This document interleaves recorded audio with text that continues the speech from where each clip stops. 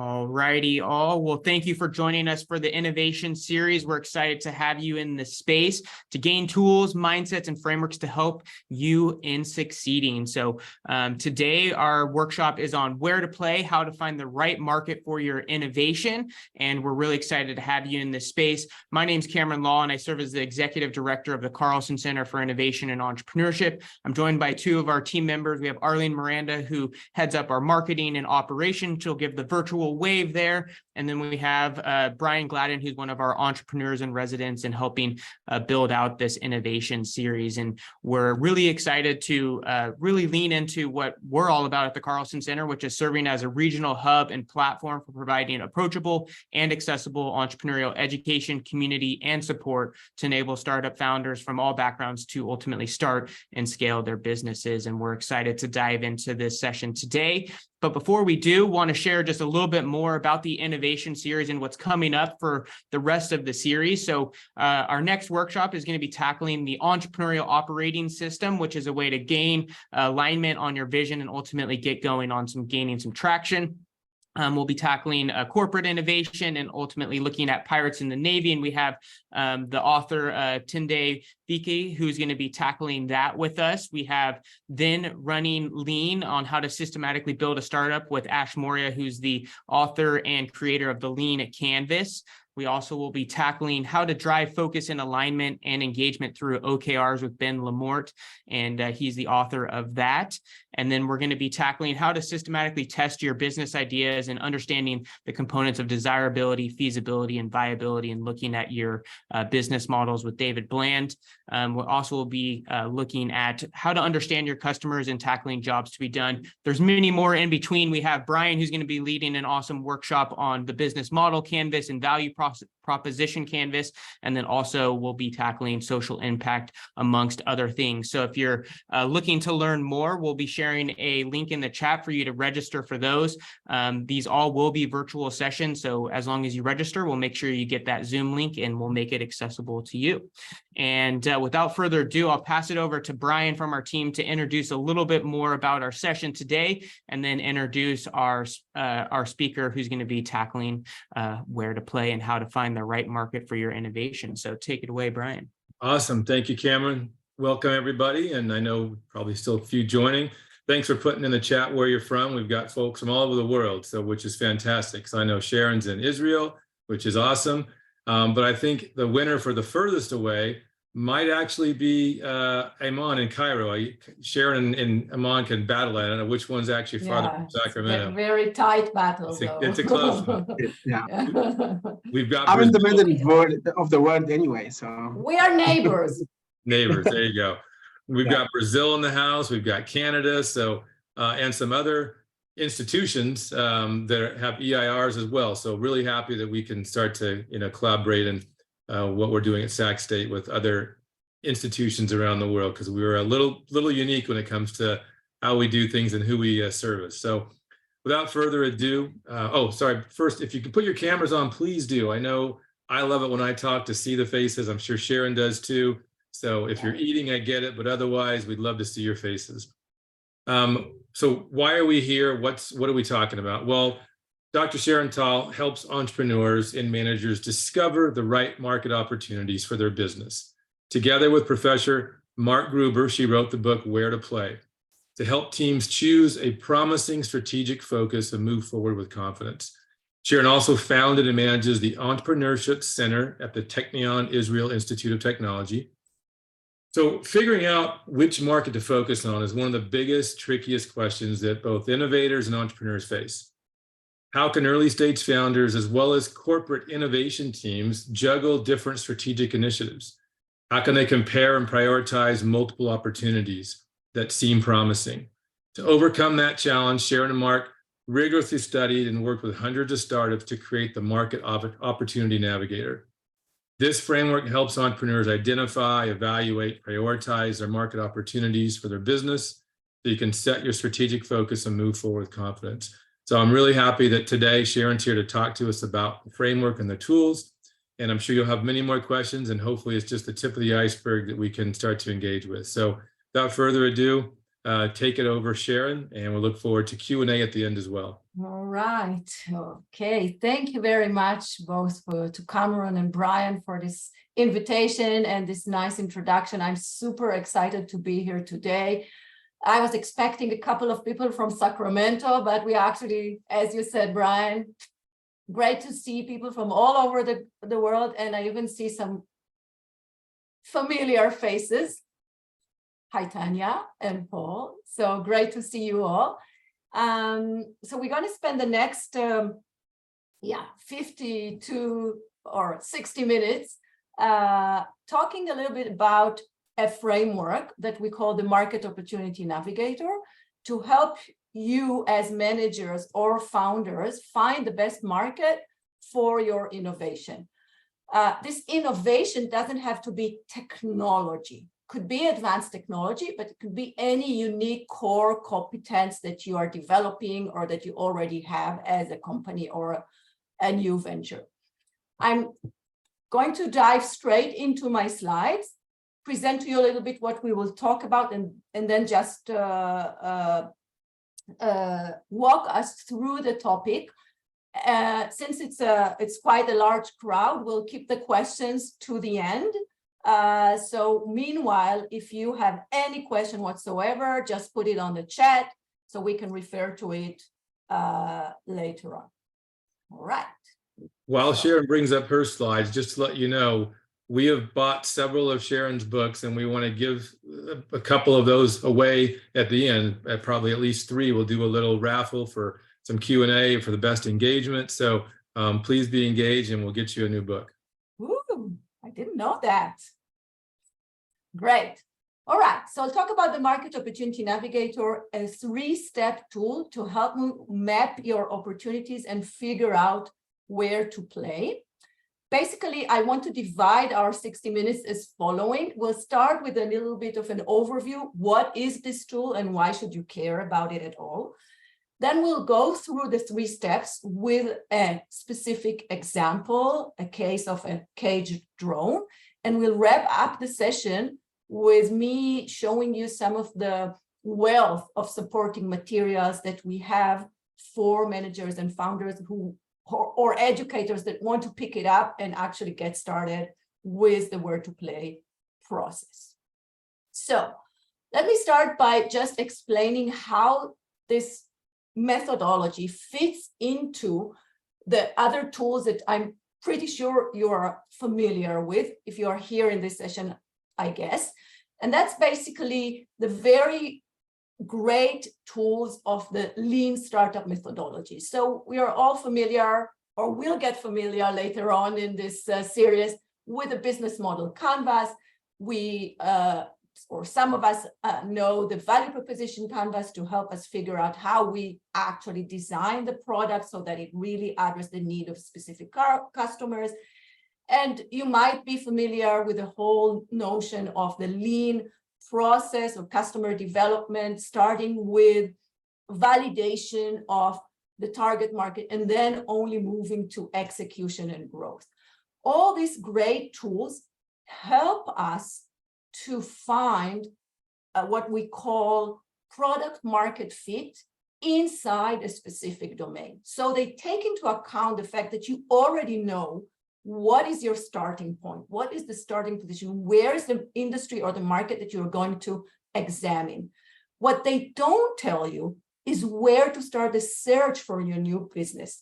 What is your landscape of opportunities, and how can you figure out where to zoom in with these lean experimentation tools? And that is the reason why Steve Blank, who is the godfather of the lean startup method, actually published an article called Stop Playing Target Market Roulette, presenting the Market Opportunity Navigator as a key addition to the lean startup toolset. And the logic is that it's a front end before, so that we can define the boundaries and then dive in or zoom in with the lean toolset. Basically, this tool helps us to do 3 things. It helps us to see our landscape of opportunities, a wide lens perspective on different market opportunities that we can actually pursue or bring value in. By having this wide lens perspective, it allows us to define the boundaries where we believe makes most sense for us to focus. And it also allows us to identify promising plan Bs or growth options for the future. And I'll share with you in a minute why this foresight is so important. All right. Yes, so wrapping up this, how this complements other tools, it's a where to play process, and then how to play with the tools and the methodologies of the lean startup process. All right. Now, to be able to figure out where to play or understand our landscape of opportunities, we have to ask ourselves 3 key questions. Which market opportunities exist for us? Where can we take our unique strengths or capabilities or competences? What are the most attractive market opportunities for us? And based on that, what market should we actually focus on? So to be able to address these 3 questions, we designed the Market Opportunity Navigator to include 3 steps. Step number 1, generating your market opportunity set. And we do this with the help of a dedicated worksheet. I'll show you in a minute. Step number 2 was what we call the attractiveness map, evaluating the potential and the challenge of every market in your set and mapping them so that you are able to compare.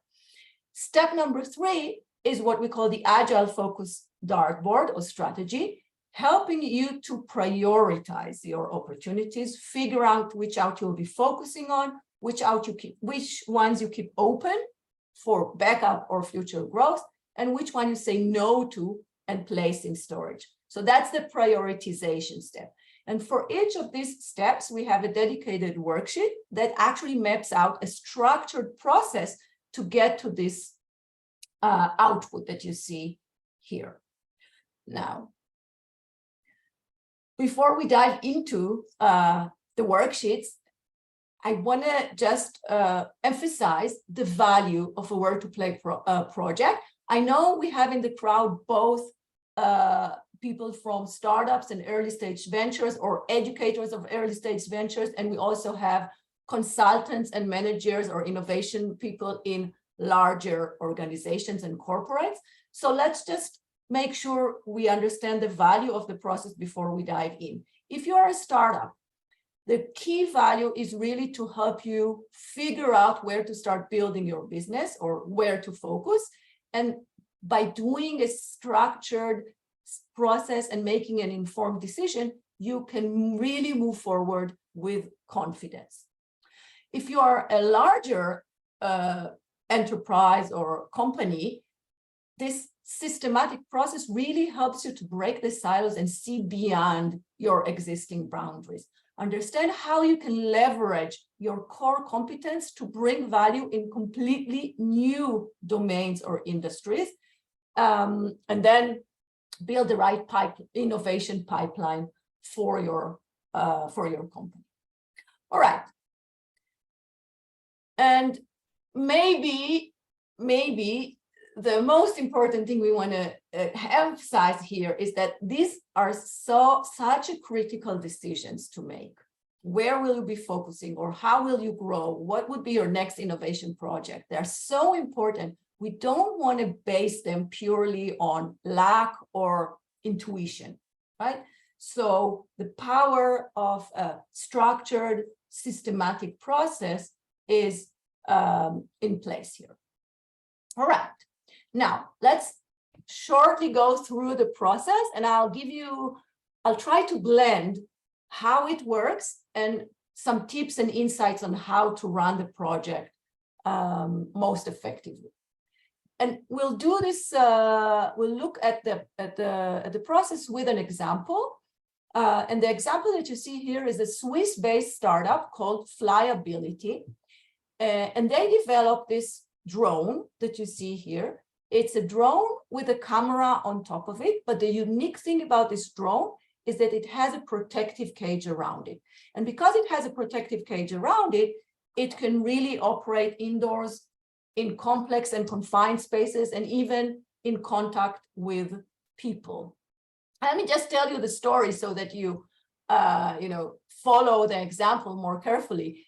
The founder of this innovation was one day listening to the news, and in the news they reported that it was the time of the tsunami disaster in Fukushima in Japan, and they reported that the tsunami hit the nuclear power plant. They cannot send people in, and they are eager, or they have to understand what's going on inside this plant. So they're trying to send out drones. But they reported on the news that their drones are crashing in seconds. And that's where, because they were hitting obstacles. And that's where the idea came into his mind, why not create a drone with a protective cage around it so it can help us manage disastrous areas. But let me tell you what happened.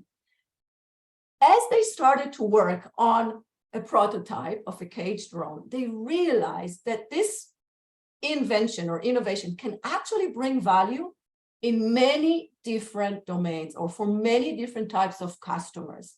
And they really needed to figure out where to start building their business. All right, so let's look at the process and eventually the decision they made. Step number one of the Market Opportunity Navigator, generating your set of market opportunities. Why do we want to take the time to actually think broadly about our innovation? Why not run with managing disastrous areas, actually, right? The reason for that is that once we have more options at hand, it gives us the power of choosing. So at least we don't spend resources and time on an inferior opportunity. And it also gives us the power of staying agile. Having options at hand is really an asset for the firm. By the way, this is why it's a step on its own. And what I've just mentioned is backed with research that was published in Management Science. Having a set of options increases your chances of success. Okay, but it's not so easy. It may be relatively easy with a product like the drone, but not all competences are easily thought about through on what else you can do with them. So to do this, the trick to help you develop this cognitive flexibility that would allow you to think more broadly about your innovation is what we call delinking and relinking. Think about your unique competence or strength or technological elements as building blocks, right? Even if you have an idea like the drone, break it into its core elements, detach from the envisioned product or service that you have in mind. Once you break it into its core elements, it becomes easier to rebuild this and create different constructions, right? Or different offerings to address the needs of different types of customers. Of course, the tower that you will build will need to bring value to someone, right? Like this kid. But that's the idea of how we try to encourage you to develop this cognitive flexibility and see the wider land of opportunities. Okay, so I'm going to introduce you now very briefly worksheet number 1 that helps us to do this very same idea of delinking and relinking. The upper part of the worksheet is where we describe our core competences. We explain them, characterize them on their own right. It's the delinking step. The lower part is the relinking step, where we think about how we can combine or recombine some of the building blocks or all of them, or even new ones, to come up with different applications and the customers who might need these applications. And eventually we're looking for these combinations of what do we offer, what would be an application, and for whom. And different combinations of application and customers create different market opportunities for our company. All right, so if we look at flyability now, there are basically 3 key elements that we wanted to explain here. And by the way, just doing this upper part is already valuable because it allows you to explain and talk about your innovation in a simple way. For them, it was, of course, the unique accessibility of the drone. It has collision tolerant, it has a decoupled and line protection cage, it can roll or on any surface, and it operates in a range of temperatures and pressures. It has the aviation abilities, it can fly in dark, smoked, or dusty environment, but it has a limited flight duration due to battery limitations. And we can talk about the imagery system, recording both HD and thermal, working in real time, remotely adjustable, and also has a post-mission analysis algorithm. So we kind of do this to make sure everyone is on the same page, and we don't necessarily think about the product, but we understand its elements. Right. The lower part is the discovery part. This may take time, requires some discussions inside the team, inside the company, but also with external people that can help you see opportunities that you don't necessarily see. So let's take do a very, very quick exercise. 1 minute, put on the chat any idea that you have on where this drone can bring value. Who might need this invention or innovation? Let's see what you've got. And don't worry about silly ideas. Doesn't matter at all right? Okay, we have mining by Paul. We have search and rescue by Sam. Emergency workers, thank you, Gary. Okay, forest fires, nice. Ooh, delivery, army, war zones, hostages, all right. What else? Indoor stadiums, concerts, events, filmmakers, excellent, amazing. Looking at my goats. Sam, you actually have goats? Wow. All right. Sensitive architecture, construction sites, oil and gas industry, security services. Oh my God, look at how many ideas we have here. And it's even less than 1 minute. So if you were the founders, or if you were consulting to these founders, right? How do we manage this overwhelming set of opportunities? So let's start with really doing this systematically. Think about applications and who may need these applications, all right? In the case of the process we have done, we thought about 3 broad types of applications. Industrial inspection, using the door to monitor or inspect industrial facilities, infrastructure inspection, and also security, search and rescue. There are more, there are others. It's not all the application possible, but for the sake of this example, this is clearly enough. Now, for each of these domains or applications, we really need to be specific on the target market that may need this innovation, right? So industrial inspection can work very well in power plants. Think about thermal power plants, nuclear power plants, wind turbine, they all need to be inspected periodically. The oil and gas industry, like someone mentioned in the chat, maritime industry for vessel inspection or fuel tanks. These are all types of use cases or markets that may need industrial inspection.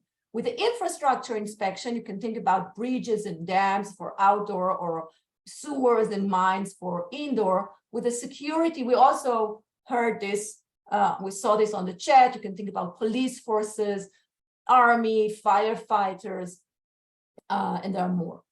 All right, so first, it's a process is trying to do the discovery in a bit more structured manner, understanding the buckets, if you want, the applications, and thinking about the customers who may need them, and doing this combination of application and customers. With flyability, once they had this map, they applied very rough screening criteria to choose few that they want to further examine, and that created their market opportunity set, right? And from here, the next step is to take each of these directions and systematically evaluate their attractiveness. A few points before I share you how we evaluate the attractiveness. First, you can use this process not just with the existing competence that you have, but also for checking if you want to bring a new ability to your mix. For example, would it make sense to develop AI competence to the drone? Would it open new ideas for our venture? That's a very strong point for existing companies. Then remember that, and I said this before, this process works not just for tech, but think about competence in a more broader sense. Could be for low tech. This is a traveling guide company that we help figure out where to play next. You can think about services like a restaurant or a catering. You can find this example on our website, or even yourself to figure out your career path. You by yourself is a set of competences that can bring value in different areas in the mix. All right. Last point before we move into the evaluation step is that my best tips would be to work with a heterogeneous team and even invite external people to the table. The more heterogeneous the team around the table, the more ideas and opportunities you might hear, and you want to have a varied set of options at this stage. And the last tip is something we added recently. ChatGPT could actually help us here. I wouldn't count on it for asking which market is bigger, or not even the competitive landscape is still not accurate. But just to say, we have a drone with a camera that can fly indoors. Who might need it, or where can it bring value? You'll be surprised with the broad range of opportunities that ChatGPT can actually bring to the table. All right. Step number 2, we take this set of options and we systematically understand the upsides and downsides so that we can then compare and prioritize it. You can think about this step as if you are collecting bits and bytes of information, but then it allows you to combine all these pieces into one clear image, seeing from a bird's eye perspective, understanding the upsides and downsides of each market opportunity and how they are relative to each other. How do we do that? All right. So we do this with the help of what we call the attractiveness map. The attractiveness map looks at 2 dimensions to assess opportunities: the potential that they bear to generate value and the challenge in capturing this value. And just like any 2x2 matrix, it has 4 quadrants: the gold mine opportunities with a high potential and modest challenge, the moonshot, which are these high risk, high return type of ideas, the quick wins, modest potential, but modest challenge, and the questionables, which we actually would like to avoid, which offer modest potential, but a lot of sweat, tears, and money to actually capture. Right. But what this step really helps you to do is to figure out how to assess the potential and the challenge of each market opportunity. And we do this with the help of worksheet 2. So what you see here is a worksheet that you use for every market opportunity that you want to evaluate. The left side helps us to assess the potential of this opportunity. The right side helps us to assess the challenge. Once we score or evaluate the overall challenge and the overall potential, we can place our options on the map. So let's look briefly at this criteria. 3 key factors that shape the potential of a market opportunity. The very first one is the compelling reason to buy. Would someone really need your offering? Someone, I mean, this market, right? Would they really need your offering? And do you have an effective solution that is better than what is already out there? Then you can think about the size of the market and the economic justification in going into this, pursuing this direction. And together, or let me say, for each of these factors, you would try to bring the right evidence and data in and summarize your learning on this qualitative scale, ranging from low, mid, high to super high. Once you have this understanding on the three factors, you can combine them together to rate the overall potential. I'll show you in a minute how we did this with an example. The right side is the challenge dimension, the x-axis of the map. And again, we want to look at three key factors that shape the challenge. First, the implementation obstacles, how difficult it will be to develop the product and also to deliver it to the market and raise the money to actually do this. Then we can look at the time perspective, time until money starts flowing in, and we as a company, as a venture, or as a project are able to breathe on our own or stand on our own feet.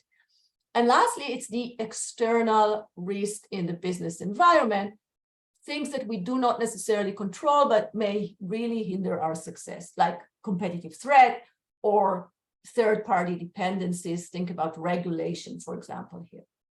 So once you map out your challenges, you realize, you understand the key milestones and what it will actually require from you to implement this idea, you can score the three factors and rate the overall challenge. All right. So let's look at, again, the drone. And one of the target groups or use cases that they investigated was using the drone to inspect thermal power plants. These are huge buildings that have boilers and heaters, and these boilers and heaters need to be inspected periodically. What they do today, before the Flyability came with their innovation, they shut down the plant, they build a scaffolding, and they send employees to go up the boilers and heaters to see with their eyes if everything is fine. Instead, Flyability was thinking to send the drone, right? Inspect this huge facility and come back with any problem that they inspect. So the compelling reason to buy is really super high here. We save time, save money, and we don't risk any of our employees. They also calculated the size of the market. There are about 100,000 thermal power plants around the world, and they calculated the economic viability, what would be an expected revenues, and would customers be able to pay the price. And overall, they realized that the potential of this target market is quite high. Now, it took them some time to figure out, find the evidence and the data, but this really helped them to understand the potential of this direction. On the other side, they looked at the challenge. From a challenge perspective, the drone was at this stage where they investigated the markets, they already had a pilot running fairly well. So in terms of developing the product, it was not very difficult anymore. And there are also some distribution channels in place for this market. So they rated the overall implementation obstacles as medium. Same for time to revenue, few months to finish the product, few months as a sales cycle, market is ready to go. And the external risk, they really felt that they have something unique, protected by patents. So they rated the external risk as low. And that helped them to realize that the overall potential of this direction is somewhere between low to medium. All right, it's just an example, of course, not for you to be experts in drones now, but to show you how this process unfolds. We have an opportunity with a high potential and a low mid challenge. We have confident, or as much as we can, with this understanding. We understand the upsides and the downsides of this direction, and we now can summarize it by placing the idea on the attractiveness map. It's a gold mine opportunity. They actually ran the same systematic process on the other 5 directions that they wanted to examine, and the attractiveness map looked at the end like this. So police forces, for surveillance purpose, for example, was a clear moonshot. The nuclear power plants were somewhat questionable, and it became clear that the most attractive idea for them is the thermal power plants for industrial inspection. All right, let me tell you one thing about this step before we move to the prioritization. And this is an important point to make. This is not hard science. It's not an algorithm, right? It's a learning process. It's a qualitative process. Putting the X on the scale is never easy. However, the most important thing anyway is that you run this learning to understand the upsides and the downsides of each market in your set, right? And then the scoring and the map is like a bonus. And that is really what happens once you run this systematic process. All right. Step number 3 is about the strategy, right? Okay, we learned, we thought we are very divergent in our thinking, and now we actually need to converge. We need to focus. We call this focus with step 3, agile focus strategy.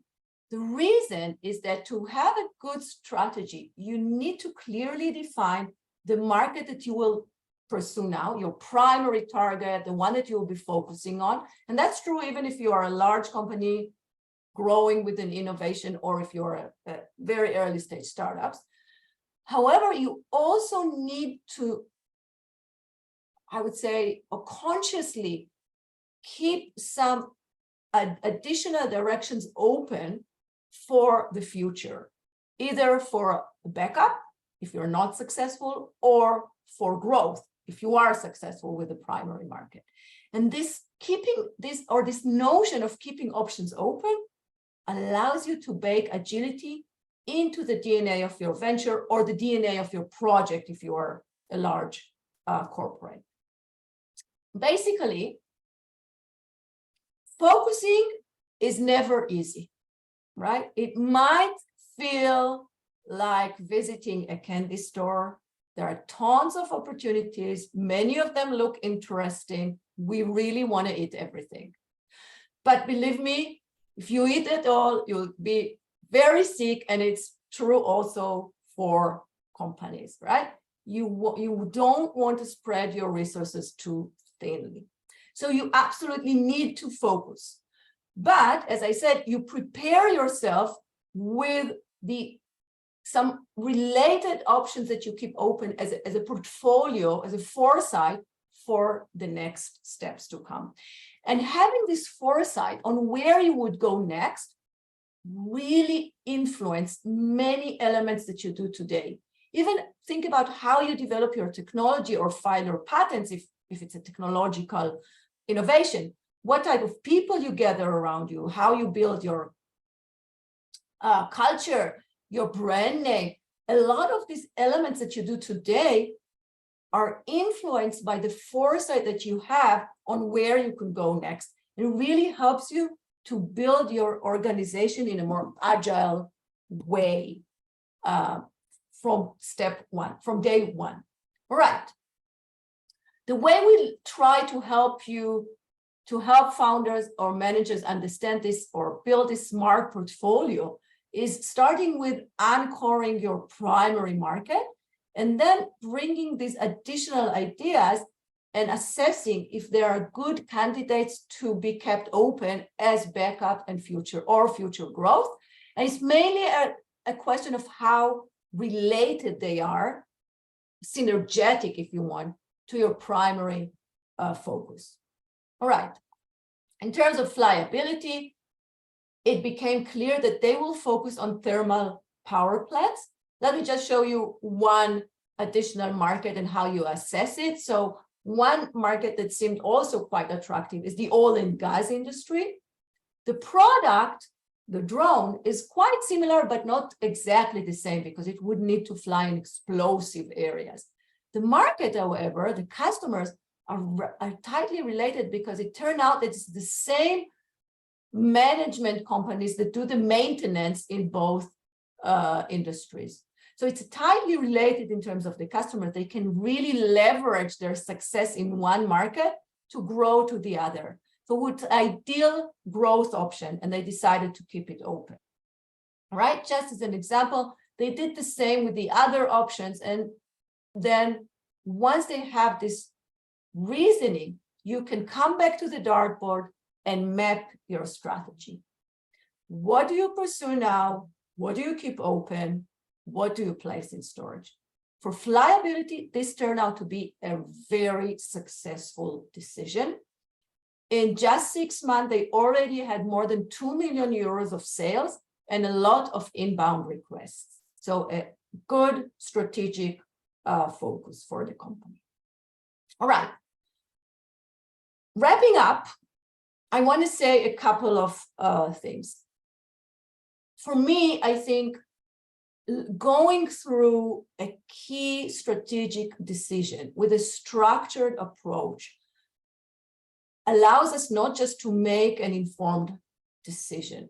It's also a communication tool. It's a shared language. Working in a team, and innovation is a team sport. It's always a team sport.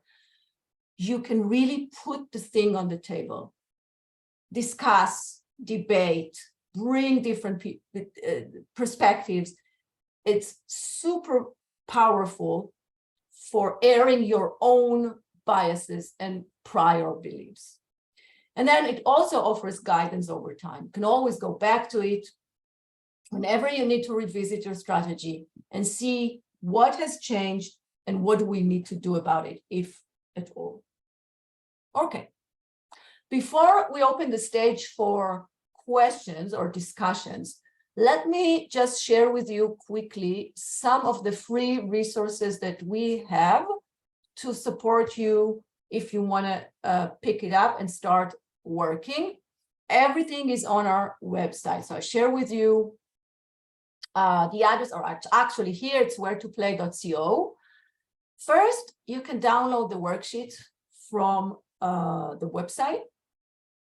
It's free. You just need to put insert your email and you'll get it from us. You can also run the project digitally on our web app. This is also free. You just need to sign up.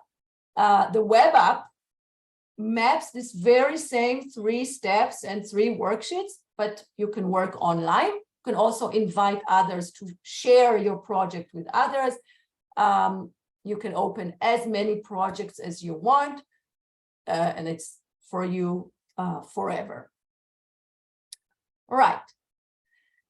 Then you can find a lot of guidance with videos that we have, introduction videos, case videos, webinars.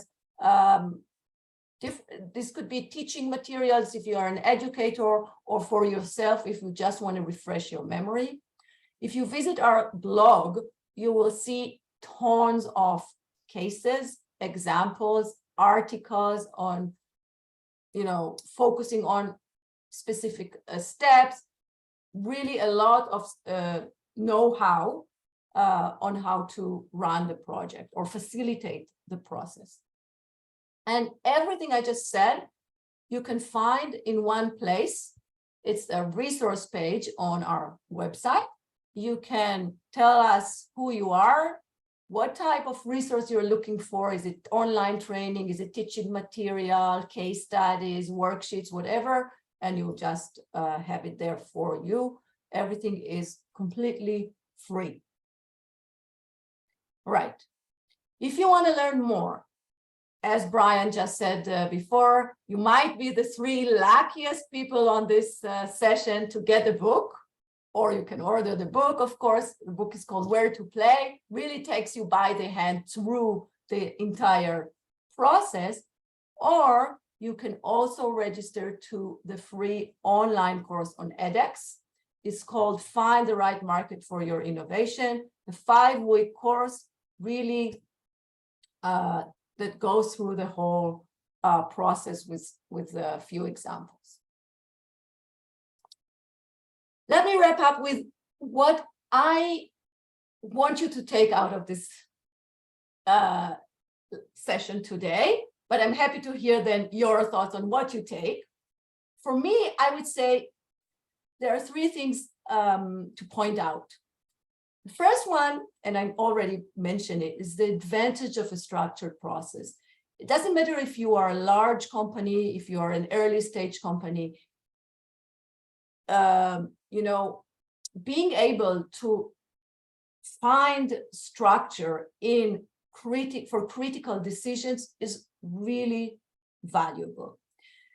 Then my second thing is the benefit of seeing the bigger picture, really consciously taking a step back and finding or identifying our landscape of opportunities before we choose or we start running. This is something that is not trivial, because for many innovation managers and founders, we just want to start running, right? It might be a bit counterintuitive, but all the studies and all the research results show very clearly that if you consciously take a step back to think about your landscape of opportunities, you will build a venture that is more successful down the road. And the last thing is really to say with modesty, the process seems to be simple, right? 3 steps, 3 worksheets, 1 nice Saturday afternoon, and we are done. In reality, it's complex, right? It takes some learning, it takes time. You need to invest in this process. You don't even do it by yourself. You need some team members to help you run this. And even if you do this properly, you might not have all the data and the evidence to still make a completely confident decision. So it is a complex decision to make and a complex process, but it's definitely the best you can do before you start investing resources and money. All right. That's about it for me. We have some good 10 minutes for a discussion or questions from the audience. Let me stop sharing my screen. Right. Yes, great stuff. Let's have some questions, and you can put them in the chat if if it's easier for you, or you can unmute and go ahead and raise your hand. Looks like there's one in the chat here. What are the top 1 to 2 mistakes you see founders or CEOs in using the framework make? And then what are the top strategies? All right. Yeah. Okay, good question. Who's DW? I don't know. Oh, that's me right here. I'm Dan. Or Dan, okay. Yeah, thank Thanks you. for the I just also want to say thank you so much for this information, like extremely thoughtful. I think it's such an important topic. Like a lot of times when we talk about startups, we're always thinking about the product or product market fit, but there's less attention to market and how do we really identify the right markets? Because as everyone knows, like finding the right niche is so critical to the success of your startup. And so I love the structured thinking. So thank you again for the time. And let me know if you have any questions about my question. Great. Thank you, Dan. Happy to hear. Okay, top mistakes. All right. So this is not a statistically significant answer, but I'll shoot from my mind, right? I think one key thing is that we tend to, managers understand the importance of the process, but they tend to put their prior beliefs on the paper. So we need to be careful with that. We want to make sure that the scoring or the evaluation is based on evidence and data. And that is, I would say, something that probably a structured process also helps. The second one, from again top of my mind, goes with the identification phase, and we see that, and this is, by the way, you can find evidence for that in strategic research. Managers tend to be bounded with their ability to see beyond their existing markets and customers. And it's very difficult for them to develop this cognitive flexibility and think, about really other places or other ways to bring value. And that's why I emphasize that I would definitely recommend to bring heterogeneous teams and bring maybe external people to the process. Let's keep it with that. There are many more, but let's keep it with these two for now. All right, Awesome. Another Thank question. Yeah, Sharon, I will. I'll just quickly add on from the lens, which I know you come from the frameworks, and this is the front end of the business model design and innovation phase, right? Because obviously Steve Blank and Alex Ostwald and others, Lean Startup. What I see a lot and hear a lot in the ideation phase is people use these tools as checklists. Okay, I did it. Mm-hmm. Now I'm ready to go and launch this thing. It's really the front end. It's the beginning of the journey, not the end. The same with the business model canvas or lean canvas. That's the next step. Just because you found an area that you think is good doesn't mean now you launch. You still have to create your business model, then go out and do the testing, which leads into those other series, right, we're doing, which is the whole thing. How do we reduce risk, verify, get evidence, test our business models? So now you have your assumptions. Let's go actually test those. Completely agree. And maybe just to add to this, Brian, and thank you for this very good comment. I know I mapped it out on my slide number 3 as a front end of customer discovery, but it's actually a very iterative process. You zoom in and you zoom out, and you zoom in and you zoom out until you find this fit, right? Between your capabilities, the innovation, the offering that you can do with it, and the customers that may need it, right? So just wanted to point that this iterative issue. All right, Another question. Iman has the next question, which was, how do you define a market? Is it more industry or jobs to be done, which I know you know and I love too. Right.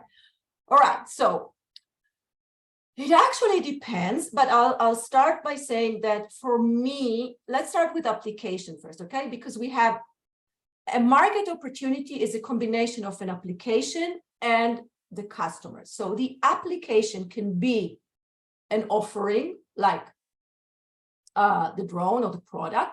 It could be a job to be done, like actually what you see here, industrial inspection, right? It could be a job to be done, or it could be a broad domain like medical, I don't know, whatever, okay? So the application could be somehow a way to define your bucket in terms of the offering. Then the customers are the target group that needs this job or need this application. And if you have noticed, not sure if you've noticed it, it kind of looks like a tree shape because you can zoom in and further segment and sub-segment your markets, right? So we can start with saying, all right, we are targeting power plants, but then you actually understand that thermal power plants are different than nuclear power plants, which are different than turbines, and they all have different needs and would need the drone for different with different motivation or have different competitive landscape or different existing solutions, right? So you can use really this tree-shaped logic to even zoom in inside the market. You can start with an industry and then zoom in to find the largest group that is, similar in terms of the need, the motivation to buy, etc. That's how you would want to define it, the customer in the market opportunity definition. Sometimes, by the way, this is not completely clear when we start the research, but then we realize, right? We do the research and then we realize, hey, power plants are not the same than nuclear rooms, for example. Or inside power plants, it depends if you are a large plant or a small plant or whatever, right? An outdoor or an indoor. So you might not know this at the beginning, but as you learn, you can refine the way you define a market opportunity on what you're offering and for whom. So Right. just want to quickly add in, so many of you might not know this term jobs to be done that Amon posted the question on. This is a really, really, really important concept that we're going to address by the author, Tony Olwick, in about a month and a half. If you haven't known about it, jot it down, go research it. Because to me, it cuts across all the leading frameworks: Strategizer, Lean Canvas, Where to Play, Blue Ocean Strategy. I agree. We talk about problems, but a better mindset is this term jobs to be done. So go look at it, because it's then helping you identify the problem that is in that segment Sharon talks about that you can put a number to. How many people have this problem? Is it worth my time? So it's really important. So thank you for that explanation. The next question is from Brett. In working with students, should they also become comfortable with the business model canvas and the value prop canvas? And I'll put /lean canvas as well. Yeah. Well, definitely, I would say, okay, let me relate to the job to be done in my answer, right? Different tools are here to help us do different jobs, right? The Where to Play does a specific job for managers or founders. The business model canvas does a different, or the lean canvas does a different job. The value proposition canvas, the same. So together, they create a suite of tools that could really help us as we move forward with our venture or the process or the entrepreneurial process, right? So as an educator, I think it's super important to provide our students with this suite of tools. You might emphasize in your curriculum or give more time to some of them and give less time to some of them, because we are eventually, bounded with time and limited by time. But I think once they understand the logic of the tools, what is the job they do, and when do we need them, they would be able to pick it up whenever they need it. So I think it's important to complement the whole the curriculum with a good suite of tools. Yeah, thank you for saying that, Sharon. That's really why we have this series and why you're kind of at the front end of this. And we've got, again, Strategizer and Tendai and Tony Olwick and Jobs to be Done and Blue Ocean, because they're complementary, right? They augment each other. They're tools in a quiver that we can use, and it's not one or the other framework. They're not disparate. If you understand the concepts, they all work together, and you could pull out a value prop canvas and use it, with this tool or even a Blue Ocean. And it's like the concepts, if you get it, are very complementary. The next question from Kidda: if you're a company that provides a service, it's a product, can you provide some thoughts, tips on addressing the abilities section? Sure. Actually, the service in this process is not so different than a product, right?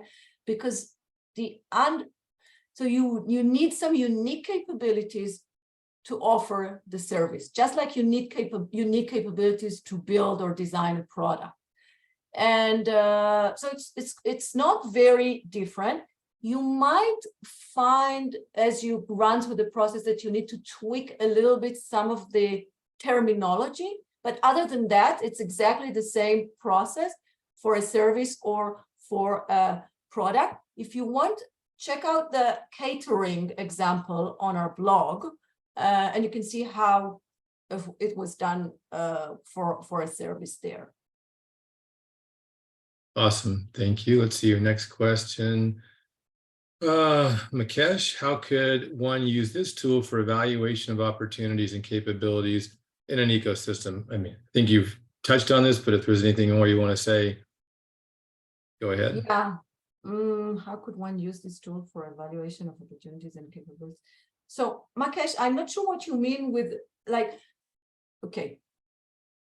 I think one strength of this framework is that it is embedded in the ecosystem, right? You really need to think through this trends. You would need to think through the challenges, the threats, the